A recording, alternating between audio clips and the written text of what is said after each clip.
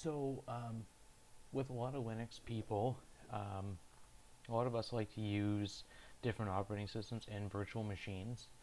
I don't like to have to keep rebooting my computer all the time, so it's kind of a pain in the butt when I have to install, Windows on another partition or even another hard drive in your main system, and you have to keep rebooting and shutting things down. It's nice to just, you know, leave things open, walk away, and not have to. I like leaving my computers on for a couple weeks at a time, even months at a time, and just my stuff is there, and I just can walk up and start going. So I really have grown to not like rebooting, even though I should probably do it more often. So, um, one of the things I did this a couple years ago. I had a gaming PC, and it's ironic because I never really even played games with it, but it was definitely overkill for what I use it for. But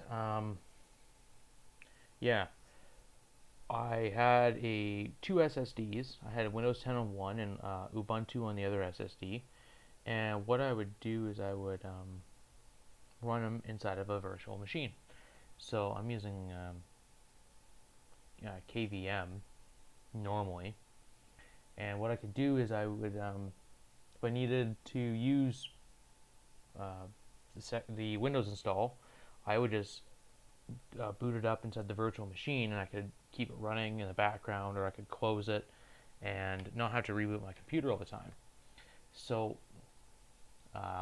yeah, I'm going to show people how to do that because there's a lot of like this is a powerful software, but it's also very hard, in my opinion, when I learned how to use this, um, to figure out to how to get this set up properly, especially if you already have a Windows install on a hard drive, or even a Linux install. Maybe you're the opposite way, you want to use Linux. Um, it's difficult because a lot of people, they end up having to just reinstall. They just format the hard drive and set it up, but there's ways to get around that. So what I'm going to do today is I'm going to show you how to do that. So what you can do is start a new virtual machine. So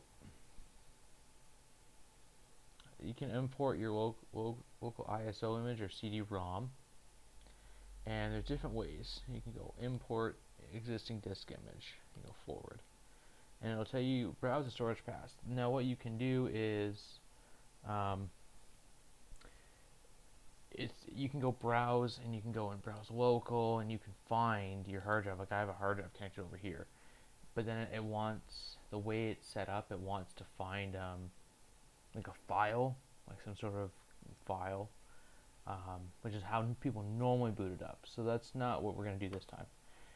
This hard drive, if I, give me 1 second here.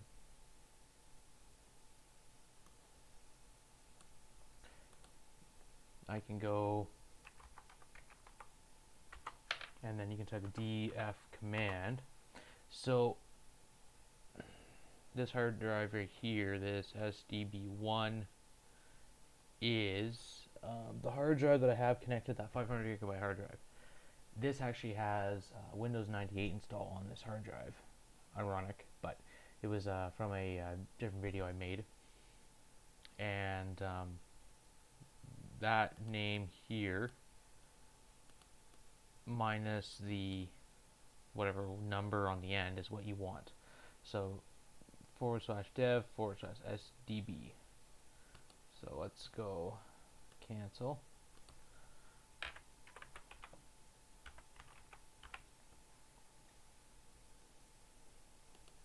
And we normally, it depends if there's your operating system supported in here. Like you can go, let's say you have Ubuntu, you can go, there you go, well, different Ubuntu installs you could use. But what we're going to do is go generic OS, because this is an old one, but you can use whatever. In all honesty, you can use generic OS for anything if you wanted to, but it won't matter. Forward, and depending on your virtual machine needs, like if you're planning to play games in your virtual machine, which you can do actually, if you pass your GPU through, that's a different scope. You can allocate more resources, but this is allocating current resources on your computer. So this is Windows 98. This is more than overkill for Windows 98. Yeah, that's basically what it is. You can go and customize configuration before install. That's not really necessary for this video, but you can do certain things. There's OS information. You can manually set your CPU, so you can set how many cores and threads it needs. You can change your memory. There's boot options. You can go enable boot menu. There's a whole bunch of different stuff. You can add hardware, and there's just a list of things you could possibly install with it. But really, that's really all that you need. You begin install, and it creates your virtual machine, and it'll start booting up your hard drive. There you go. I can boot up anything. Basically, I could put my it's kind of a broken Windows 10, Windows 98 install. You could put any USB drive in, or any hard drive, SATA drive, whatever. I used to, like I said earlier, I had that gaming PC with a Windows hard drive and a Linux hard drive, and that's what I used to do. It's just boot them up. But yeah, so to kind of go back, I'll just kind of show it again, just to make sure.